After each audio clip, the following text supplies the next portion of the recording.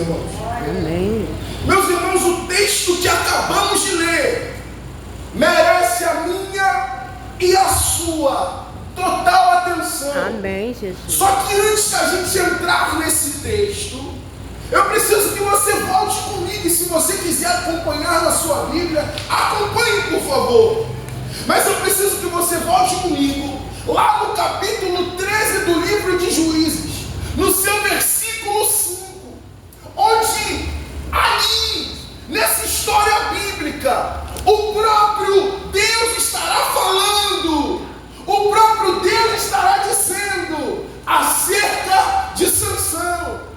Deus vai estar falando sobre o propósito, sobre a missão, sobre a causa pela qual Sansão vai ser gerado. E meus irmãos, o texto que nós lemos aqui está nos dizendo que Sansão nasceu com um propósito. Sansão nasceu com um objetivo. Sansão veio a essa terra que nós estamos aqui hoje com um propósito específico. Aleluia. Que é começar a libertação de Israel contra os filisteus e também ser juiz da nação de Israel. Então, desde já, eu já quero trazer uma lição para mim e para a sua vida. Qual lição, pregador? Uma lição simples. Você não nasceu sem propósito. Eita glória. Você Aleluia. está respirando nesse exato momento à toa. Você não veio a essa terra sem objetivo nenhum. Deus criou você com um propósito específico. Aleluia. Você não nasceu à toa. Oh glória. Talvez você não recebeu o amor que você queria ter recebido da sua mãe. Talvez você não teve o seu pai presente dentro da sua casa. Talvez você é aquele tipo de pessoa que nasceu por causa de uma gravidez indesejada. Só que entenda, meu irmão e minha irmã, nessa tarde, uma verdade, por favor. Você não é fruto de uma gravidez indesejada.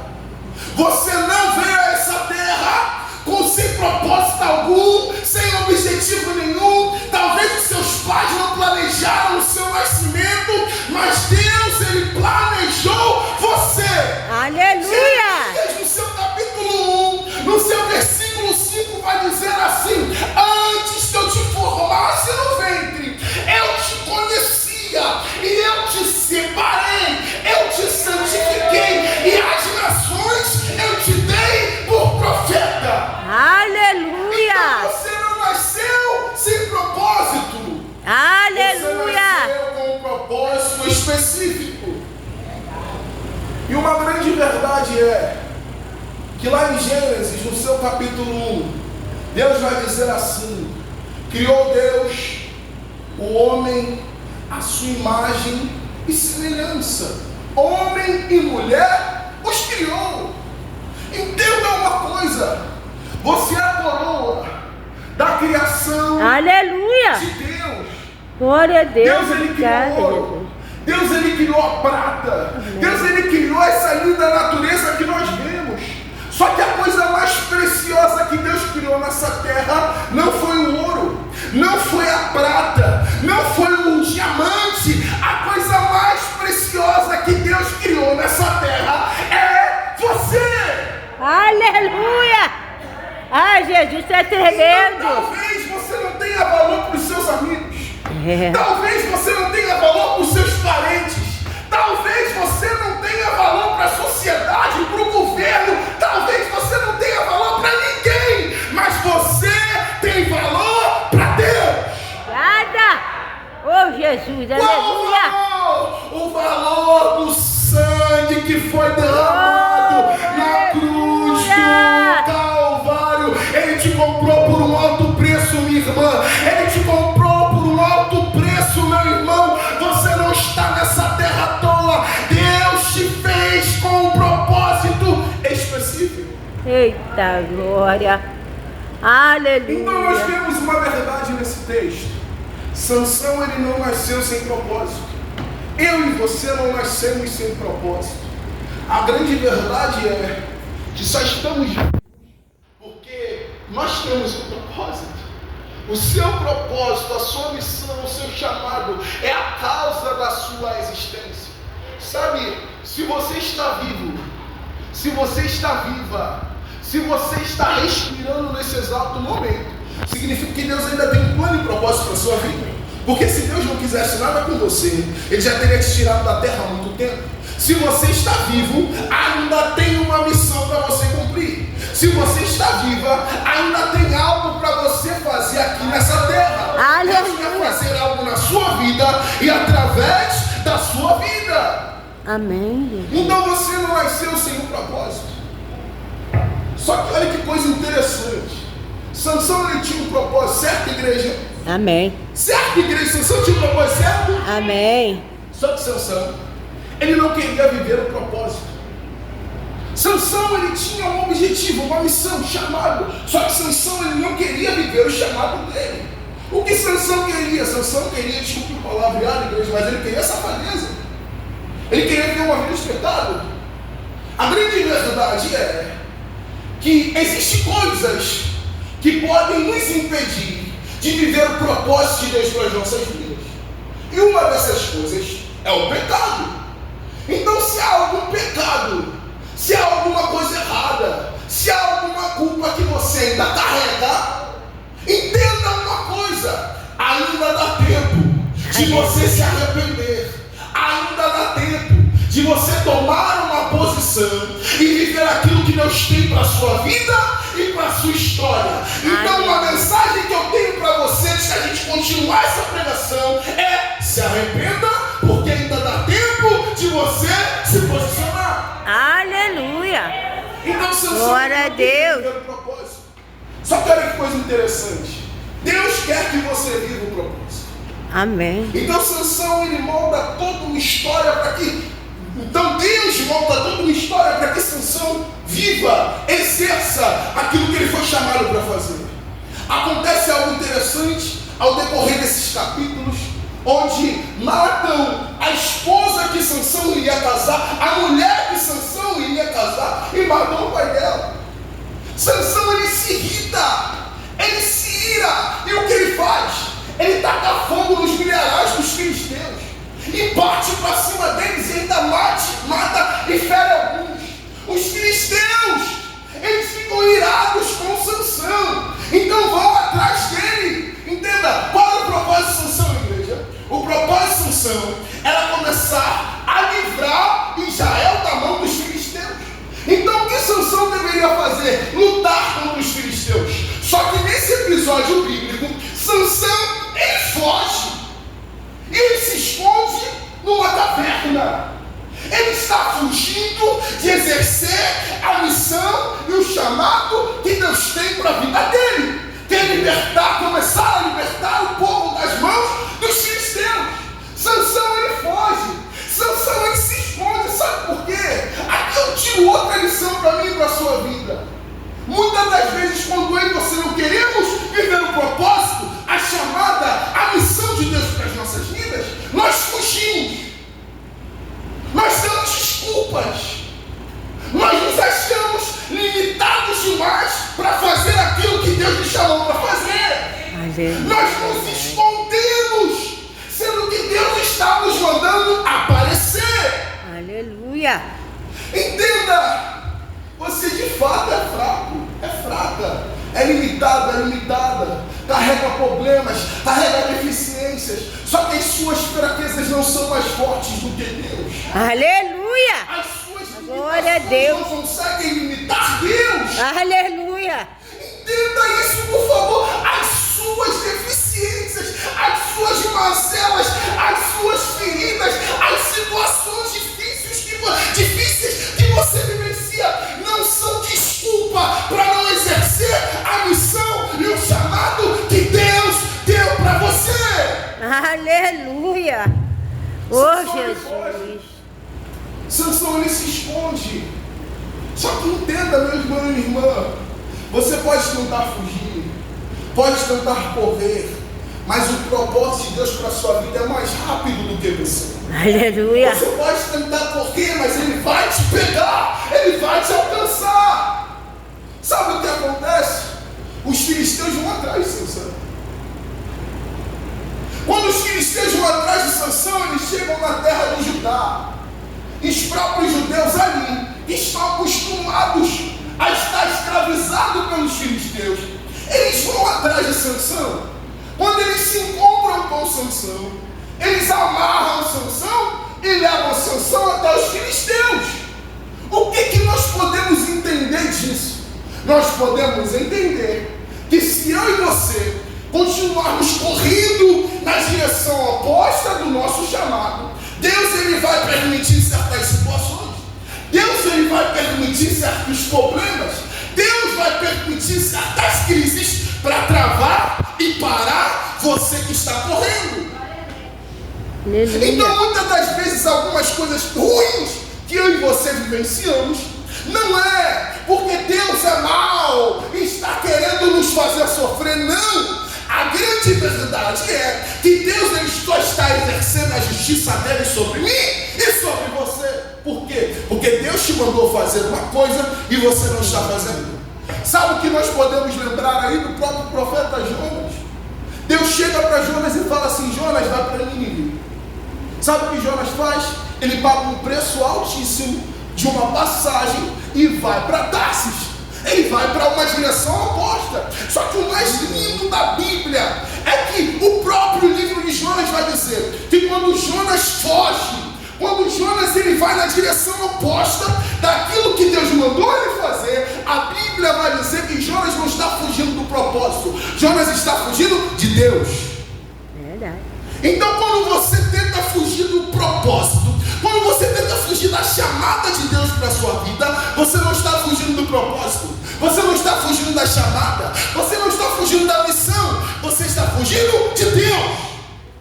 Eita, glória.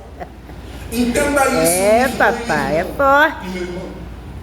Deus está chamando você. Aleluia. Deus, ele tem um propósito para a sua vida. E eu quero que você fale com o seu irmão que está do lado: Deus tem um propósito para a sua vida. Deus tem um propósito para a sua vida. Se tiver algum irmão dormindo, balança ele, balança ela e fala: Deus tem um propósito para a sua vida. Agora fala para ela assim: eu não vou mais encher o saco de vocês pedindo para que vocês façam isso, mas fala assim para ela: para de correr do propósito. Para de correr do propósito. Não, gente, fala com o cara de profeta, por favor: para de correr do propósito. Para de correr do propósito. Eita, glória. Sansão, amarrado, preso, se depara com um exército de 1000 filisteus.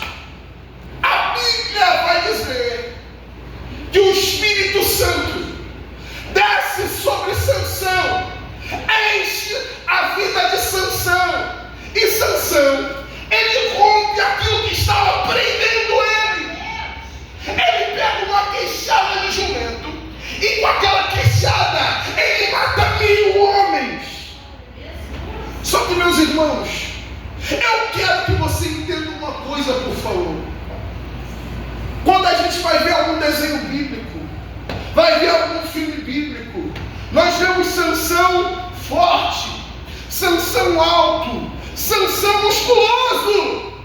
Mas, meus irmãos, a força de Sansão não estava no músculo dele, a força de Sansão não estava no cabelo dele, a força de Sansão não estava na altura, no porte físico dele, não. A força de Sansão estava no poder do Espírito Santo na vida dele.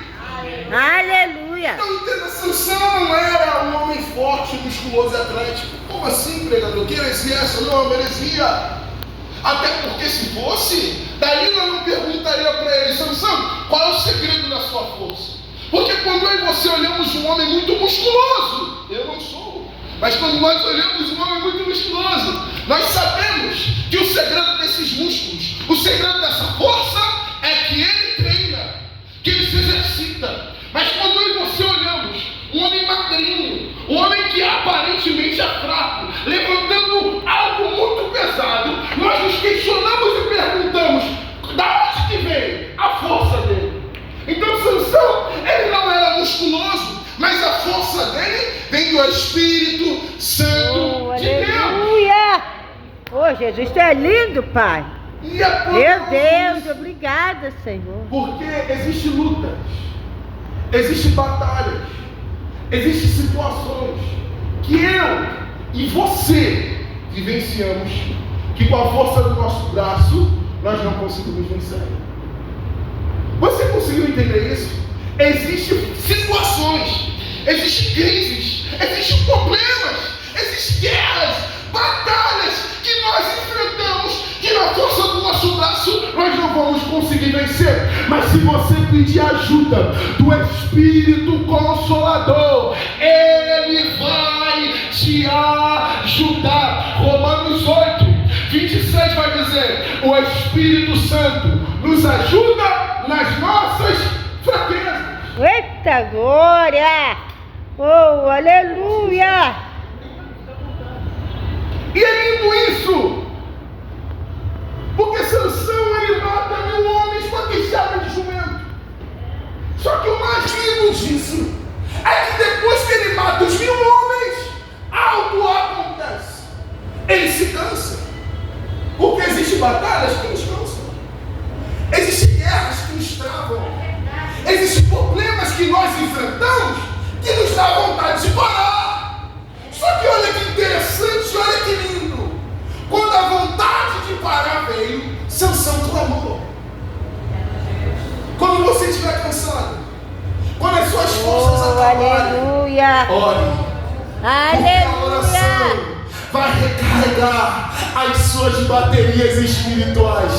A oração vai fortalecer você que se encontra fraco, você que se encontra fraca. Então Sansão clamou. Aleluia! Glória a Deus! Aleluia! Oh, santos, Quando você estiver cansado, aleluia! o Espírito Consolador vai te ajudar, vai te levantar. E eu já sinto a presença do Espírito Santo aqui. Aleluia! Glória a Deus! Ele está aqui. Aleluia! Oh, aleluia! Oh, Espírito de Deus! É forte, porque quando Sansão clama, algo acontece. Aleluia! Uma rocha, uma pedra, uma grande rocha que estava escondida dentro de uma caverna. Isso você vai ler no capítulo 15, e isso é o mais lindo nesse texto. Uma grande rocha, ela vai ser ferida pelo próprio Deus, e naquela ferida vai sair água, e essa água Sansão vai beber. Aleluia! Isso é uma tipologia. O que é isso? Tipologia é algo do Antigo Testamento que revela algo do Novo Testamento. Qual foi a rocha que foi ferida? Jesus Cristo de Nazaré. Jesus Cristo de Nazaré. E foi naquela cruz que Jesus gritou: está consumado. E o véu que separava eu e você da presença de Deus foi rasgado de cima a baixo. E hoje você temos acesso total ao Espírito Santo de Deus. Amém, Jesus. Glória a E a Deus! palavra de Deus não é mentirosa. Verdade. Onde 2 ou mais estão reunidos, Ele se faz presente. Aleluia! Ele está aqui, Ele está aqui. Glória Ele está a Deus, aqui. aleluia. O Espírito Santo Oh, de Deus aleluia. está aqui. E se você ainda não sentiu Ele nesse culto sobrenatural, levanta a sua mão agora. Levanta a sua mão agora e sinta a presença Oh, dele. glória, Aí, aleluia. agora. Aleluia! Oh, Espírito de Deus! Glória a Deus! Só que olha que lindo. Sansão ele se cansou e a Bíblia vai dizer que ele teve sede. Olha que coisa maravilhosa, meus irmãos. Quando ele teve sede, ele clamou. Quando ele teve sede, a rocha foi ferida e ele bebeu da água. Sabe por quê? Porque o Espírito Santo não vem porque eu prego bonito. O Verdade. Espírito Santo não vem porque podemos ter a habilidade de cantar lindos louvores. O Espírito Santo não vem porque a nossa oratória é boa ou porque nós somos bons e capazes. Não, não, não. O Espírito Santo vem quando eu tenho sede, quando você tem sede. E a pergunta que eu te faço nessa tarde do culto sobrenatural é: você tem sede do Espírito Santo? Eita, glória, aleluia! João 7:37 vai dizer: quem tem sede, vem a mim e beba. Aleluia! Você tem sede dele? Oh, Jesus! Você Glória tem a sede Deus! do Espírito Santo? Porque se você tiver sede, ele pode te tocar hoje. Ele Aleluia! pode tocar agora. Aleluia! Se você tiver sede, ele pode consolar você dessa dor que você está carregando aí dentro. Sabe por quê, meus irmãos? Porque muitas das vezes nós chegamos aqui bem arrumados, bem vestidos, bem sorrindo, mostrando para todo mundo que está tudo bem, mas por dentro estamos quebrados, por dentro estamos destruídos, por dentro estamos desarrumados. Só que escute uma coisa nessa tarde: talvez eu não conheça a sua dor, mas Deus conhece a sua dor. Talvez eu não ouvi aquela oração que você fez, mas Deus ouviu a oração que você fez. Aleluia! Oh, glória! Eu não sei aonde você mora, eu não sei, eu não tenho noção de qual foi a sua história, mas eu conheço um Deus que conhece você. Aleluia! Conhece a sua história, sabe aonde você mora e sabe muito bem o que você pode se tornar a partir de hoje. Oh, glória! Ele está, Aleluia! ele está Oh, Jesus! aqui. Amém, Jesus! Só que a pergunta que eu te faço é: você tem sede? Você tem sede? Você quer um toque dele? Oh, Sabe, glória! muitas das vezes, e aqui eu já encerro, já caminho para o final.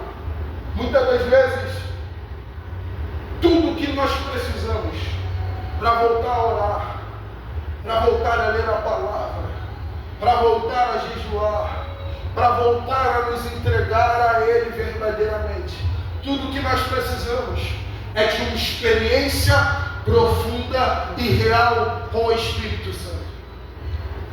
Aleluia! Só que essa experiência só vem se você quiser. Antes de eu pregar aqui, o nosso homem de Deus falou algo interessante. Ele disse: abra o seu coração. E a pergunta que eu te faço, já encerrando, para partirmos para uma oração, é: você está com o coração aberto? Você está com o coração disponível? A Bíblia vai dizer que Deus, ele não despreza um coração contrito e quebrantado. Posso colocar o meu de pé? Pode. Eu peço que você coloque de pé nessa tarde. Ainda temos tempo. Só que eu não posso sair daqui sem fazer uma oração pela sua vida. Amém, Se Jesus! coloque de pé, por favor. Eu peço que nesse momento você coloque a sua mão no seu coração. Feche os seus olhos e coloque a mão no seu coração.